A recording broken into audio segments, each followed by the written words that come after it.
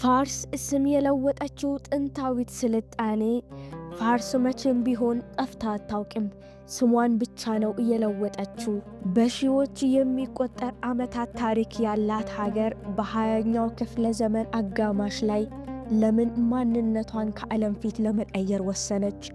ዛሬ በታላላቅ ግዛቶች በአሰቃቂ ወረራዎችና የአንድን ሕዝብ ትውስታ በለወጡ ውሳኔዎች ውስጥ እንጓዛለን። ይህ የአንድ አገር ታሪክ ብቻ አይደለም።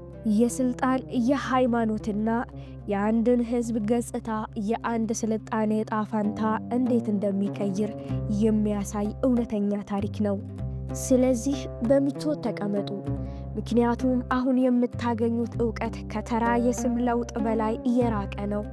ከመጀመራችን በፊት ግን ለቻናሉ ቤተሰብ መሆነው ሌሎችም እንዲህ ያሉ ታሪኮች፣ ስልጣኔዎችን እንድንመረምር የሚፈልጉትን በኮሜንት ማሳወቅ እንዳይረሱ።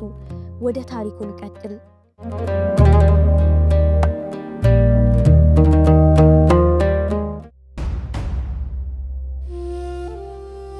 የአርኪቴክተሮቹ መነሻ የኢራን አምባ። የታሪክ አጥኚዎች ሆይ፣ በረጃጅም ተራሮች በሚቃጠሉ በበረሃና በጥንታዊ የንግድ መስመሮች የተከበበችን ምድር በአይነ ህሊናችሁ ሳሉት። እዚያም ንግድ ብቻ ሳይሆን ማንነት፣ ስልጣንና ቅርጽ ይፈርስ ነበር። ያቺ ምድር የኢራን አምባ ነች። ይህችም ስልታዊ ክልል ለሺህ ዓመታት የስልጣኔ ማቀፊያ ሆና ቆይታለች። ይህ ሁሉ እንዴት ተጀመረ? የዛሬዋን የኢራን የገነቡት እውነተኛ አርኪቴክተሮችስ እነማን ናቸው? ይህንን ለመረዳት ወደ 2ኛው ሺህ ዓመት ቅድመ ልደተ ክርስቶስ እንመለስ። ኦንዲ ኢራናውያን ሲመጡ ኦንዲ አውሮፓዊ ቋንቋዎችን የሚናገሩ ዘላኖች ነበሩ። ከዘመናት በኋላ ላቲን፣ ግሪክ ወይም ፖርቹጋልኛን፣ ስፓኒሽ ከሚናገሩት ጋር የራቀ ዝምድና ነበሯቸው። ቋንቋቸው ዛሬም ብዙዎች እንደሚያሳስቱት ከአረብኛ ጋር ምንም ግንኙነት የለውም። በጥንታዊው ፋርሲኛ ማዳር ማለትም እናት፣ ፔድ ማለት ደግሞ አባት ማለት ነበር። ይህም ዛሬ ድረስ በላቲን ማተርና ፓተር ውስጥ ያስተጋባል። እነዚህ ድምጾች ብቻ አልነበሩም፣ የጥልቅና ጥንታዊ ባህል ስሮች ነበሩ። የሜዶን እና የፋርስ መነሳት ከእነዚህ ህዝቦች መካከል ሁለቱ ጎልቶ ወጡ፣ ሜዶናውያን እና ፋርሳውያን። ሜዶናውያን በሰሜን ምዕራብ ሰፍረው በፍጥነት ኃያል እና የተደራጁ ሆኑ። ፋርሳውያን ግን በደቡብ ላይ ፋርስ በሚባል አካባቢ ሰፈሩ። ፋርስም የሚለው ስም የመጣው ከዚሁ አካባቢ ስም ነበር። ምንም እንኳን ለምና ስልታዊ ቦታ ቢሆንም መጀመሪያ ላይ ያን ያህል ኃያል አልነበሩም። ይህ ህዝብ የታሪክን ሂደት ለዘላለም እንደሚቀይረው በዚያን ጊዜ ማንም ሊገምት አልቻለም። በዚያን ጊዜ ፋርሲ የሚለው ስም ለአንድ የተወሰነ መልክዓ ምድራዊ አካባቢ እንጂ ለጠቅላላው ስልጣኔ የሚሰጥ ስም አልነበረም። የስልጣን ማዕከሉ ሜዶናውያን ነበሩ። ነገር ግን በዚያ ተራሮችና ሜዳዎች መካከል አንድ ሰው ተወለደ። የተከፋፈሉ ነገዶችን አልፎ ታይቶ የማይታወቅ አንድነትን አልሞ የተነሳ መሪ። ስሙም ኩሮሽ ወይም ዓለም እንደሚያውቀው ታላቁ ቂሮስ ይባላል። ከእሱ ጋር መሬትን ብቻ ሳይሆን ልብን ድል የማድረግ ዘመን ተጀመረ። ታላቁ ቂሮስ የልብ ድል አድራጊ ከታላቁ እስክንድር፣ ከናፖሊዮን ወይም ከጃንጊስ ካን በፊት ዓለምን ድል ያደረገ ሰው ነበር። ነገር ግን እሱ ድል ያደረገበት መንገድ የተለየ ነበር። የጥንቷ መካከለኛው ምስራቅ ግዛቶች በጭካኔና በግዞት ሲገዙ፣ ታላቁ ቂሮስ ግን ግዛቱን እያነገበው በመከባበር ላይ ከነበረ አዲስ ሐሳብ ነው። ሜዶናውያንን ድል ካደረገ በኋላ ህዝቦችን ከማስተሳሰር በላይ የሆነ ሥራ ሰርቷል። የፋርስን ግዛት መሰረተ። ይህ ግዛት ፍርሃትን ከመዝራት ይልቅ ታማኝነትን የሚያዳብር የፖለቲካ ማሽን ነበር። አንድን ቋንቋ ወይም ሃይማኖት ከመጫን ይልቅ የተሸነፉ ህዝቦችን ቤተ መቅደስ ውስጥ ጠበቀ። አማልክቶቻቸውን አከበረ እና ባህሎቻቸው እንዲበለጽጉ ፈቀደ። ለምሳሌ በባቢሎን ለነበሩት አይሁዳውያን እነሱ ወራሪ ሳይሆን ነፃ አውጪ ነበር። በቂሮስና በተተኪዎቹ በተለይም በዳሪዮስ ቀዳማዊ ዘመን የፋርስ ግዛት ከህንዱ ወንዝ እስከ ግሪክ የባህር ዳርቻዎች በግብፅ እስከ መካከለኛው እስያ ተዘረጋ። በአንድ ክፍለ ዘመን ባነሰ ጊዜ ውስጥ ታላላቅ የጥንት ግዛቶችን በመዋጥ ወደ ክፍለ ሀገራት ለወጧቸው። ይህ ግዛት የዓለማችን የመጀመሪያው ልዕለ ኃይል ተብሎ ይጠራል። የእስክንድር ወረራ፣ የሁለት ዓለማት ግጭት። ያ ግዙፍ ግዛት አንድ ትልቅ ግፊት ገጠመው።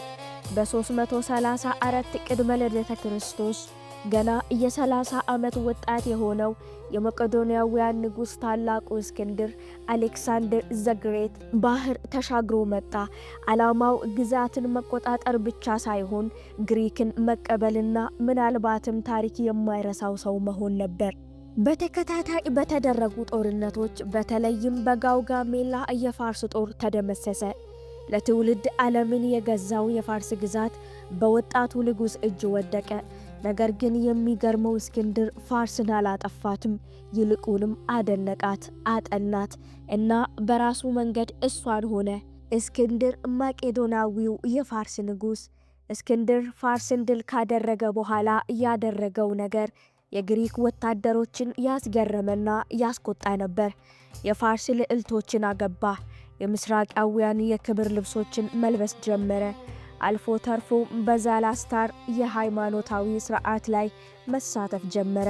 ራሱንም የጥንቶቹ የአኬሜኒድ ነገሥታት ሕጋዊ ተተኪ አድርጎ ሰየመ። የፋርስን የአስተዳደር መዋቅር ጠበቀ። በፋርስ ቤተ መንግሥት ውስጥ መኖር ጀመረ። ይህ ሕግ ለብዙ ግሪካውያን ይቅር የማይባል ድርጊት ነበር። በሰራዊቱ ውስጥ የፋርሳዊ መሆን ትልቅ ትርምስ ፈጠረ። በግሪክ የነጻነት መንፈስ የታነጹ ጄኔራሎችና ወታደሮች የእስክንድርን ተግባር እንደ ክህደት ቆጠሩት። የመጣነው ፋርስን ለማጥፋትና ግሪክን ከምስራቃውያን ቀንበር ነፃ ለማውጣት አልነበረም ወይ የሚል ጥያቄን አነሱ። መሪያቸው በፋርስ ቅንጦት፣ ግርማና ሞገስ፣ መንፈሳዊነት የተማረከ መሰላቸው። የታላቁ እስክንድር ሰፊ ራዕይ በሰራዊቱ ውስጥ ውጥረት እየጨመረ ቢመጣም እስክንድር ግን ሰፊ ራዕይ ነበረው። እንዲህ ያለውን ግዙፍ ግዛት መግዛት በሰይፍ ብቻ እንደማይቻል ተረድቶ ነበር። የስልጣን ሕጋዊነትን ለማግኘት ምልክቶችን፣ የባህል ውህደቶችን አስፈላጊ መሆኑን ያውቅ ነበር።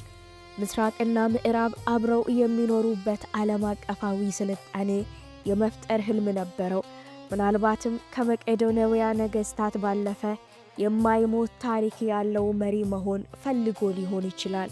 የህልሙ መቋረጥና የግዛቱ መከፋፈል ነገር ግን በ323 ቅድመ ልደተ ክርስቶስ በ32 ዓመቱ በድንገት መሞቱ ያንን ህልሙ ሳይሳካ እንዲቀር አደረገው። ግልጽ ተተኪ ስላልነበረው ግዛቱ ዲያዶኪ በተባሉት ጀነራሎቹ መካከል ተከፋፈለ። የቀድሞው የፋርስ ግዛት ማዕከላዊ ክፍል ከእስክንድር አዛዦች አንዱ በነበረው በሴሌውከስ ስር እንደነበረው የሴሌዎዲስም ግዛት ወደቀ። ነገር ግን ፋርስ እንደ አንድ የታሪክ ሐሳብ አልጠፋችም፣ ለጊዜው አንቀላፋች እንጂ። ብዙም ሳይቆይ የጥንቶቹ ነገሥታት ቅርጽ እንወርሳለን የሚል ስውር መንግስታት ይቀሰቅሷታል። እስክንድር ሲሞት ግዛቱ እንደተሰበረ መስታወት ቢበታተንም በዚያ ስብርባሪዎችም ውስጥ ግን የፋርስ መንፈስ በሕይወት ነበረ። በሴሌውስዶችና በኋላ በፓርቻውያን አገዛዝ ስር የጥንቷ ፋርስ ምድር ሁልጊዜም የምትፈለግና ማራኪ ሆና ቀጥላለች። ነገሥታት ቢቀያየሩም የዚች ምድር የባህል ልብ ግን በከፍተኛ ሁኔታ መምታቱን አላቆመም። አዳዲስ ፋርሳውያን ዙፋናቸውን የሚያስመልሱበት ጊዜም ሩቅ አልነበረም። በዚህም ሁሉ ነገር ከተጀመረ ከፋርስ ክልል የሳሳኒድ ስውረ መንግስት በቀለ። የጥንቶቹ የአካማኔዶች ቀጥተኛ ወራሾች ነን በማለት ኩራት የሚሰጣቸውን ብዙ ወገኖች መለሱ። በእነሱም አገዛዝ ያተኮረው ጥንታዊ የፋርስ ሃይማኖት ዘራስታሪያዚም የሀገሪቱ ይፋዊ እምነት ሆነ። ቤተ መቅደሶች እንደገና ታነጹ፣ ባህል በለጸገ።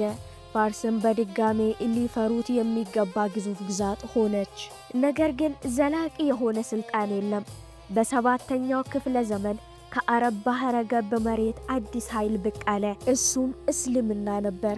እስልምና የመጣው እንደ እንግዳ ሳይሆን እንደ ድል አድራጊ ነበር። በጥቂት አስርት ዓመታት ውስጥ የአረብ ጦር ሳሳኒዶችን ድል በማድረግ የቀድሞውን የፋርስን ግዛት ተቆጣጠረች። ከእነርሱም ጋር አዲስ እምነት፣ አዲስ ቋንቋና አዲስ የፖለቲካ ስርዓት መጣ። የፋርስ ነፍስ አልጠፋችም። ዘር አስተያዝም ቀስ በቀስ በእስልምና ተተካ። አረብኛ የአስተዳደርና የሃይማኖት ቋንቋ ሆነ። ፋርስኛም የአረብኛን ቃላት ዘይቤዎችንና መዋቅሮችን መቅሰም ጀመረ። ነገር ግን የፋርስ ነፍስ አልጠፋችም።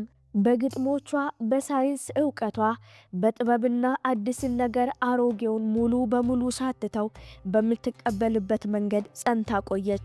በቀጣዮቹ 100 ዘመናት ክልሉ በቱርኮች፣ በማንጎላውያን እና በሌሎች የአካባቢው የፋርስ ስውረ መንግስታት እጅ አለፈ። የታላቁ ጃንጊስ ካን የማንጎላውያን ወታደሮች ታሜርላን እና የተለያዩ የቱርካማን መንግስታት በእያንዳንዱ ኢንች መሬት ላይ በብርቱ ተዋጉ። ስልጣን በየጊዜው እጅ የሚለዋውጥበት፣ ትርምስ የበዛበት የቼስ ጨዋታ ይመስል ነበር። ሆኖም በዚያ የጦርነትና የወረራ ማዕበል ውስጥ አንድ ነገር መጽናት ጀመረ። እሱም ሙስሊም ቢሆንም ከአረቡ ዓለም ራሱን የሚለይ የፋርስ ማንነት ነበር። የሳፋቪድ ስውረ መንግስታትና የሃይማኖት ለውጥ። በአነስተኛው ስውረ መንግስታትና በክልላዊ ጦርነቶች ትርምስ ውስጥ የክልሉን የፖለቲካና የሃይማኖት ነፍስ ለዘላለም የሚቀይር ኃይል መጣ። እሱም የሳፋቪድ ስውረ መንግስት ነው። እነሱም ስልጣን የራባቸው ተራ መሪዎች አልነበሩም። ይልቁንም ግዛቱን በልዩ ባንዲራ ስር የማስተሳሰር ግልጽ ራዕይ ነበራቸው።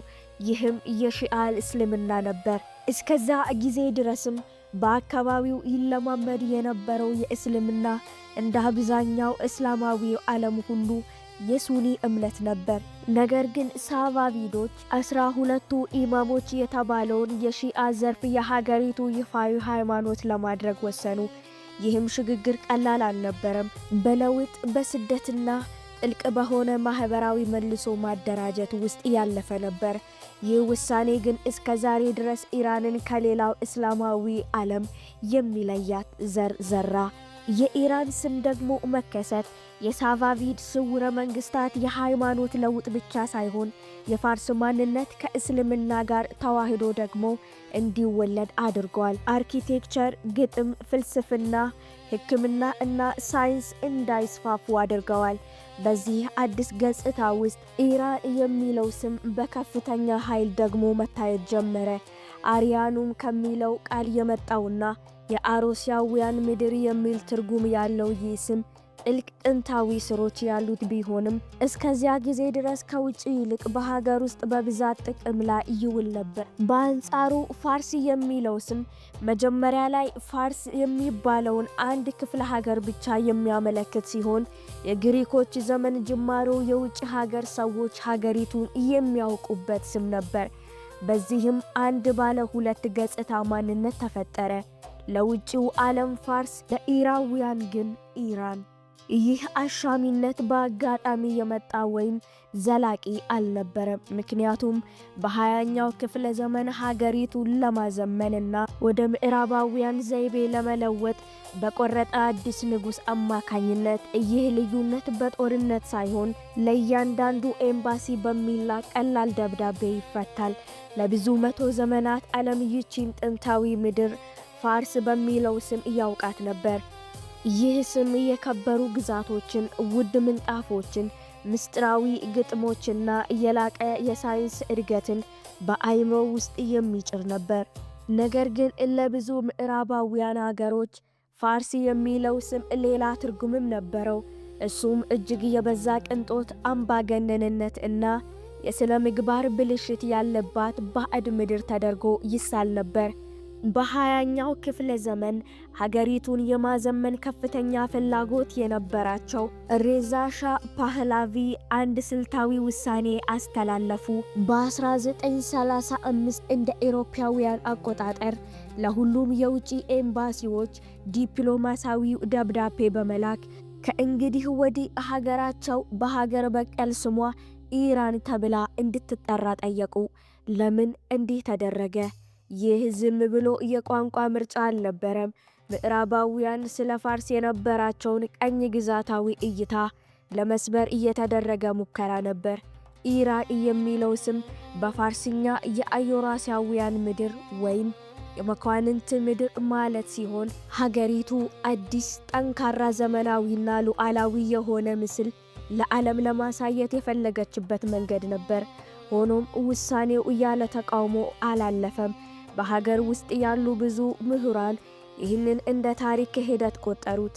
ለነሱ ፋርስ ማለት ታላቁ ቂሮስ ዳሪዮስን ጥንታዊ ስነ ጽሑፍንና ሕክምናን እንዲሁም ዓለምን የተፈታተነ ግዙፍ ግዛትን የሚወክል ስም ነበር። ያንን ስም መተው በሺዎች የሚቆጠር ዓመታት ያለውን ቅርጽ እንደ መቁረጥ የተሰማቸው ቢሆንም ግን ውሳኔው ጸና። ኢራን የሚለው ስም በመጽሐፍት በጋዜጣዎችና በዓለም አቀፍ ስምምነቶች ላይ በይፋ ሰፈረ። ከ1979 አብዮት በኋላ ታሪክ እዚያ ላይ አልቆመም። በ1979 በአያቶላ ኮሜሊ መሪነት በተቀሰቀሰው የአብዮት ንጉሳዊ ስርዓት ተወገደና የኢራን እስላማዊ ሪፐብሊክ ተመሰረተች። ከምዕራባውያን ጋር የነበረው ግንኙነት ተቋረጠ።